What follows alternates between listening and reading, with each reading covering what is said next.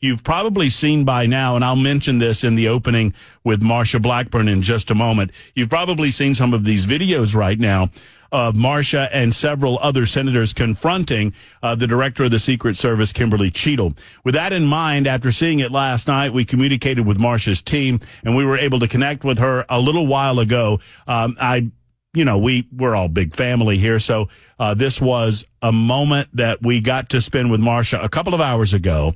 We recorded that moment, and we present it to you now. Here's Marsha Blackburn on the Matt Murphy Show on Super Talk.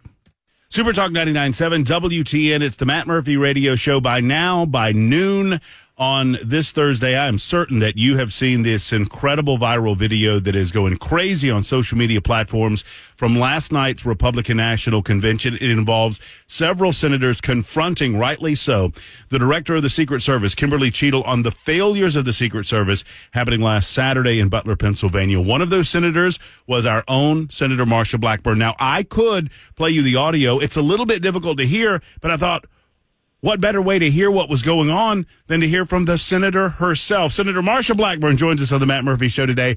Hello, Senator. How are you? Hey, Matt. I am doing great. Thank you so much for the time. And you're right. This was just an incredible encounter. What had happened is this. We had a phone call with Cheatle and her deputy and Director Ray from the FBI and his deputy. And it was a call for all senators. And we knew that we were going to get information about the shooting. Well, they go through this thing of walking through a timeline and the items on his phone, and then they open the queue for questions. And Senator Schumer gets the first question, then Cornyn, then Klobuchar, then Sullivan, then Cantwell. And then all of a sudden, with many of us in the queue with questions, they close the queue. And we had questions because on that call, we found out that 1 hour before the shooting, at 5:10, they identified the shooter as a suspicious person. Then they lost track of him.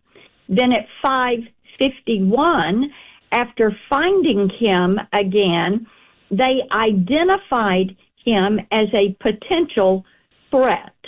Now, during this entire time, no one has approached him. No one has said, give me the rangefinder. No one has said, open the backpack. Nothing. Then at 5:53, they alerted the sharpshooters they had a potential threat.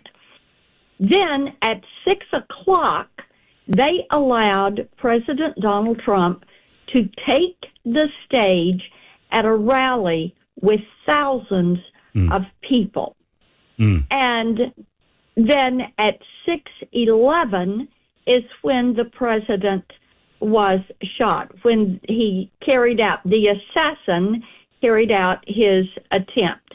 Now, my question for her was, why would you ever allow a protectee to be put in a dangerous situation when you knew there was a potential threat within one of your perimeters, that inner perimeter, that mid perimeter, or that outer perimeter?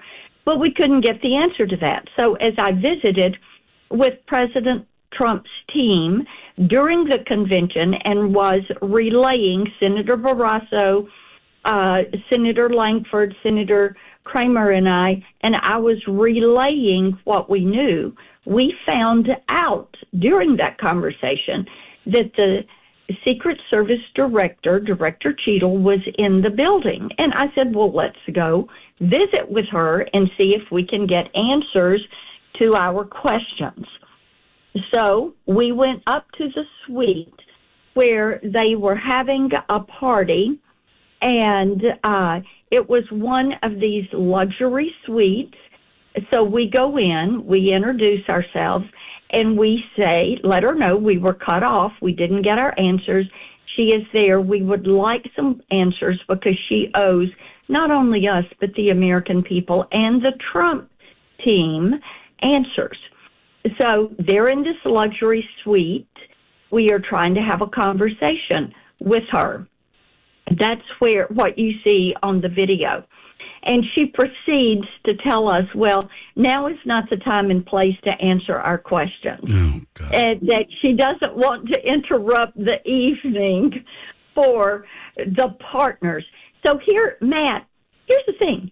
She saw the partners, the people they had worked with, as being worthy of her time. But she did not see U.S. senators as being worthy as representatives of the American people, right. Obviously. Yes, ma'am. That's right. And so she said, well, we're going to leave because I don't want to stop them from enjoying the evening. And we're like, no, we need answers. And I said, we will go with you. We can go somewhere quiet. We need a few minutes of your time. But here's the thing. She would not even consent to that. She would not give us an answer. She would not talk with us. She turned around. She walked out. So we said, we're going with you. So we went with her. So then her detail starts running her up some stairs in the middle of the arena. And so we go running up the stairs with her. And we follow her to a hallway, having told her we would go somewhere quiet and talk. And they slam the door, and they block us. They surround her. So they gave her more protection than they gave Donald Trump. Well, first and foremost, well, I don't mean to interrupt you, Senator. Senator Marsha Blackburn with us on the Matt Murphy Show. First and foremost, it was a BA move, and I'll let people figure out what the B and the A stands for, but it was a BA move. Secondarily, it is so infuriating to the listening audience of Super Talk, to the state of Tennessee, to the United States of America. I don't care if you're a Donald Trump fan or not, that you, a sitting senator, cannot get answers from the Secret Service director. And the fact that she was at some lavish party at all 4.5 days after there was an attempt on a former president's life and a Republican candidate's life, the idea that she would be at a lavish party enjoying herself, whining and dining at all is an insult to the American people, Senator. Of course it is. And she is there in the arena, and it's 4 senators who were all in the queue waiting to ask her a question. She is there. We go in and we say, I mean, we were up there visiting with other people. Like I said, we were there with the Trump team, and we found out she was there. And I said, well, let's just walk over and ask her some questions and see if we can get some answers. But she would not give us 15 minutes of time. So she tucked tail and ran. Well, and it's an incredible testimony to your tenaciousness, but also a testimony to the lack of credibility that she has and the lack of ability to continue as director of the Secret Service. Do you call for her resignation, Senator? Oh, absolutely. I've called for her resignation. And I told her, you can run, but you can't hide. You have to answer for this. And here, we are in the political season. Americans love to go to these rallies. They love to go to political events. And there is always security. And people expect that. So whether you're Democrat, Republican, Independent, whether you're for RFK or Donald Trump or Joe Biden and Kamala, you want to be able to go and show your support. I have had so many messages from my friends in Tennessee who are Democrats, people that are independents, people that are Republicans, that have said, why won't she just tell us how could somebody have gotten that close and nearly killed President Trump and endangered the lives of citizens that were there, and Corey Campieri and the loss of his life, and the people that were injured, and also, Matt, the people that were traumatized. Mm-hmm. These Trump rallies are family events. There were people with their children out there. They had children that were watching the shooter on the roof, and there was nothing done. And it is imperative that she give us answers. And the fact that she would not answer to 4 senators who represent people in this nation. And, you know, we are just, I have said so many times in Sunday morning President Trump and I talked for a while. We had a conversation, and I told him, I said, it was just God's hand.